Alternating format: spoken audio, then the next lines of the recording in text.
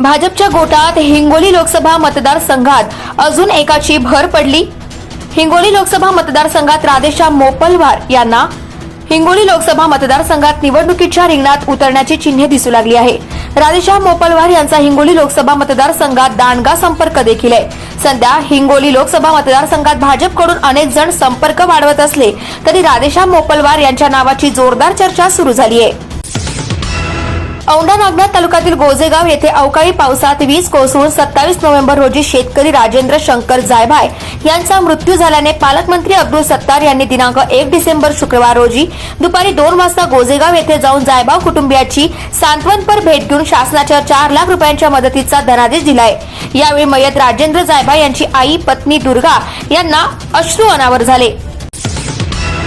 औंढा नागनाथ तालुक्यातील हिवरा जाटू येथे शेतकरी रुस्तमराव ज्ञानभाराव शिंदे यांच्या शेतात अवकाळी पावसाने नुकसान झालेल्या कापूस, ज्वारी, हरभरा पिकाची पालकमंत्री अब्दुल सत्तार यांनी दिनांक 1 डिसेंबर शुक्रवार रोजी दुपारी 1 वाजेच्या दरम्यान पाहणी केली। अवकाळी पावसाने पिकाचे अतोनात नुकसान झाल्याने शेतकरी कोलमडला असून खचलेल्या शेतकऱ्याला शासनाने तात्काळ नुकसान भरपाई द्यावी अशी मागणी शेतकऱ्यांनी यावेळी केली आहे। त्यानंतर पालकमंत्री सत्तार यांनी मदत करण्याचे आश्वासन शेतकऱ्यांना दिले आहे। पूर्णा सहकारी साखर कारखान्याकडून ऊस उत्पादक शेतकऱ्यांना टोळ्या मिळत नसल्याने ऊस उत्पादक शेतकऱ्यांचे प्रचंड नुकसान होत आहे। चालू गळीत हंगामात लवकरात लवकर ऊस तोडणीच्या टोळ्या द्याव्यात, अन्यथा ऊस उत्पादक शेतकरी पूर्णा कारखान्यावर तीव्र आंदोलन करणार असल्याचा इशारा निवेदनाद्वारे देण्यात आलाय। त्याचबरोबर जवळा बाजार गटातील गावे कमीत केली असतील तर कुठल्या आधारे केली याची माहिती द्यावी असाही अर्ज यावेळी वसमत विधानसभा निवडणूक प्रमुख तथा भाजपा महिला मोर्चाच्या जिल्हा अध्यक्ष उज्ज्वलाताई तांभाळे पाटील यांनी केला आहे। औंढा नागनाथ तालुक्यातील आझरसोंडा येथील राष्ट्रवादी पक्षाच्या सरपंच सौ बेबीताई अनिल गायकवाड यांनी भारतीय जनता पार्टीत प्रवेश घेतलाय। जिल्हा परिषद गट नेते तथा उपजिल्हाध्यक्ष अंकुशराव अहेर यांच्या नेतृत्वात भारतीय जनता पार्टीमध्ये या सरपंचांनी प्रवेश केला असून राष्ट्रवादी पक्षाच्या युवक तालुका अध्यक्षाच्या पॅनलमधील या सरपंच निवडून आल्या होत्या आणि सर्वात महत्त्वाचं म्हणजे राष्ट्रवादीच्या युवक तालुका अध्यक्षाच्या गावच्या सरपंच भाजप पक्षात गेल्याने चर्चेचा विषय बनलाय। भाजपचे अंकुशराव अहेर हे सक्रिय झाल्याने औंढा तालुक्यात भाजप पुन्हा वाढणार असल्याचं चित्र दिसू लागलंय।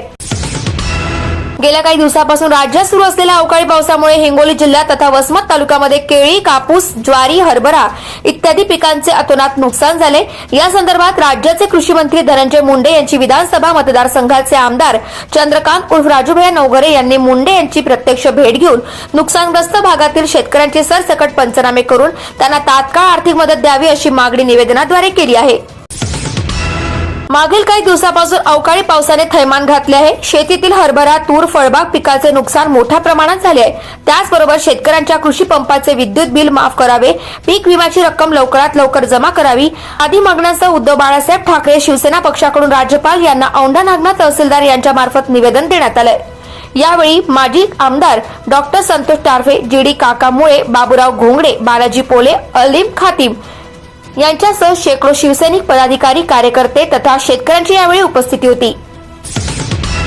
औंढा नागनाथ तालुक्यातील दौडगाव येथे सकल मराठा समाज बांधवाकडून 1 डिसेंबर पासून साखळी उपोषणाला सुरुवात करण्यात आली आहे। एक मराठा लाख मराठा, आरक्षण आमच्या हक्काचं, नाही कोणाच्या बापाचं अशा घोषणा देखील यावेळी दिल्या आहेत। दौडगाव येथे सुरू केलेल्या या साखळी उपोषणाला मोठ्या संख्येने मराठा समाज उपस्थित राहत आहे। हिंगोली शहराचे वैभव असलेल्या जलेश्वर तलावात हिंगोलीकरांना लवकरच बोटिंगचा आनंद लुटता येणार असून त्यासाठी प्राथमिक स्तरावरील सर्वेक्षणाचे काम नागपूर आणि अकोला येथील पथकाकडून शनिवारपासून हाती घेण्यात आले।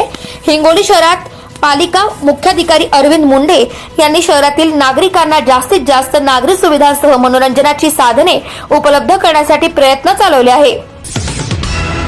औंढा नागनाथ तालुक्यातील शिरड शहापूर येथे सर्व अत्याधुनिक सुविधांसह विठाई हॉस्पिटल आणि बोंगाणे मेडिकल अँड जनरल स्टोर्सचा भव्य शुभारंभ 3 डिसेंबर रविवार रोजी सकाळी 11 वाजता होणार आहे। या शुभारंभ प्रसंगी उद्घाटक म्हणून सिद्धनाथ संस्थान गंगलवाडी येथील परमपूज्य श्री आत्मानंद गिरी महाराज, डॉक्टर संतोष जाधव, डॉक्टर उर्मिला जाधव यांची उपस्थिती राहणार आहे। या विठाई हॉस्पिटलच्या भव्य शुभारंभ प्रसंगी अनेक मान्यवरांची उपस्थिती राहणार आहे। या हॉस्पिटलच्या भव्य शुभारंभ सोहळा प्रसंगी मोठ्या संख्येने उपस्थित राहण्याचे आवाहन डॉक्टर विष्णुकांत रामजी बोंगाणे तथा बोंगाणे परिवाराच्या वतीने करण्यात आले आहे। Subscribe now and press the bell icon. Never miss an update.